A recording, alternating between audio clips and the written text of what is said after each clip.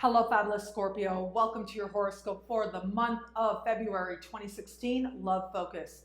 I am your astrologer, Nadiya Shah. Thank you for being here. This month, in the context of love, we've got some important things taking place that do suggest moments of honesty, moments of maturity all around in many areas of life, and that includes in the context of love. So there are a few different things happening. I touched on them a little bit in the general focused horoscope, but now in a love context, I want to dive in a little bit more. And it has to do with two factors that are going to speak most strongly to your experience in love. One is Mars entering shadow.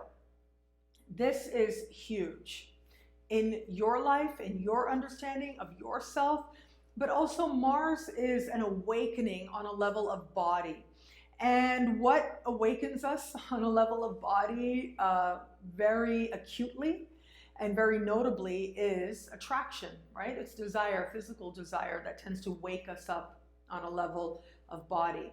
What we also have happening this month is a full moon. And this full moon is standing across across Neptune and the Sun. Now, Neptune and the Sun are in a part of the sky for you that is highly romantic. That has to do with flirtation, which has to do with the feelings that love provide. Okay, so that's the tech talk of it. That's the astrology of it. And what this comes down to is a few things. One is, I do think that, especially thanks to Mars, you are going to begin a journey to understand why you want what you want, where it works for you and where it doesn't.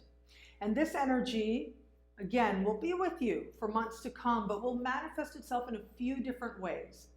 One of the ways that it might manifest itself is an attraction to someone. And this also with this full moon, I glimpsed this with this full moon as well. An attraction to someone decidedly inappropriate in some way. So the inappropriateness might be emotional, right? They're just emotionally not available in some way. You know, right off the bat, when people are telling you certain things, are you going to listen or not?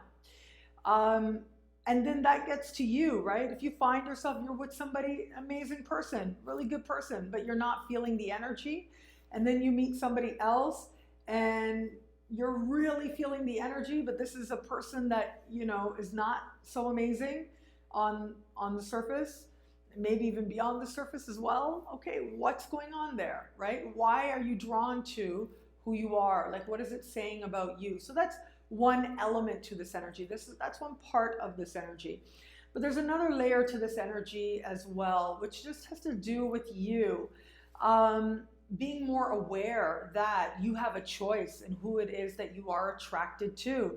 And that sometimes those attractions, you can decide to act on them or not. And if you do decide, then you take responsibility for all of it, all of the things that you decide. So there's a few ways that this energy does play out. For some of you out there, like I said, it's about the attraction and you seeing, wow, why am I having feelings for this person? What's going on? What does that say about me? This is good. This is healthy. This means that you're growing. Awesome. The other way that this energy can play out is that you might find yourself having feelings for someone who's a friend. And again, you might never have thought that you would have feelings for this person. And this can make you stop and say, okay, wait a minute, what is going on here?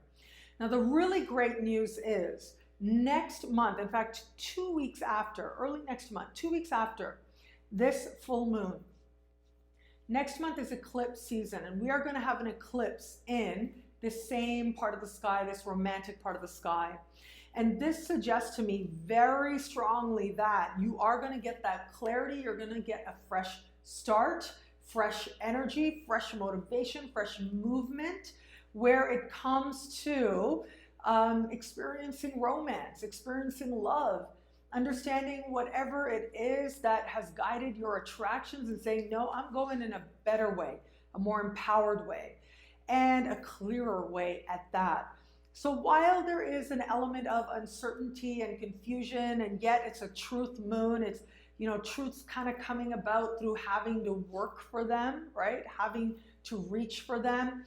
It is next month, early next month, that is clarity and quick moves that lead to not only self-honesty, but also real opportunities, new opportunities, and new perspectives in the context of love. So if you find yourself getting very attracted to a friend who is really unavailable, right? There are a lot of different ways that can play out. Like maybe your friend likes a whole other gender than who you are, or maybe lots of other factors, right, that can play out there. And if you find that happening, you get to stop and say, okay, wow, what's going on here? Let's soul search a little bit for a moment.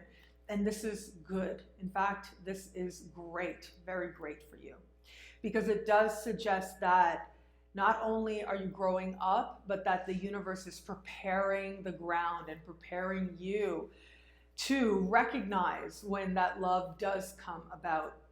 But there is going to be flirty energy with this full moon, and it might be a friend that ends up flirting with you, that ends up making you feel uncomfortable.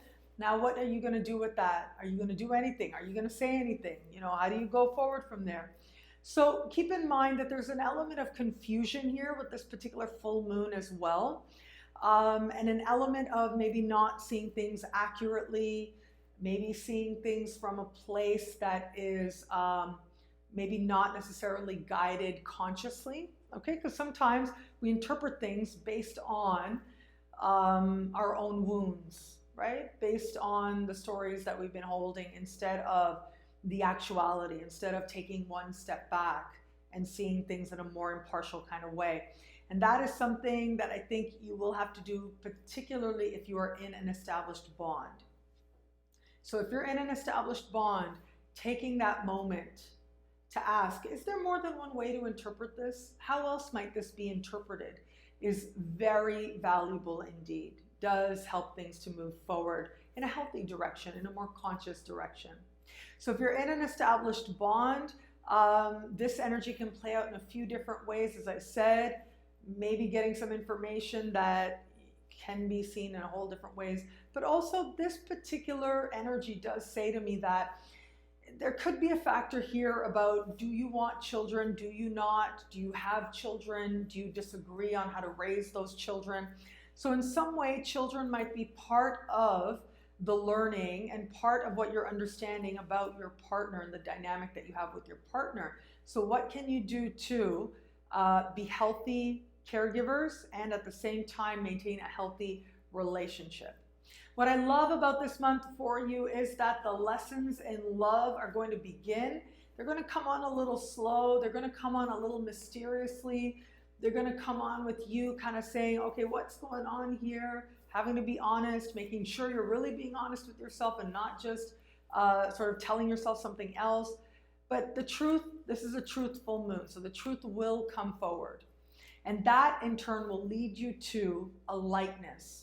And that lightness is coming up next month when big things are set to happen for you. Stay open to love, stay open to the learning, stay open to the lessons, because this is when they start to present themselves. And next month, all that learning, all those lessons that start now will really go into overdrive in the best possible sense.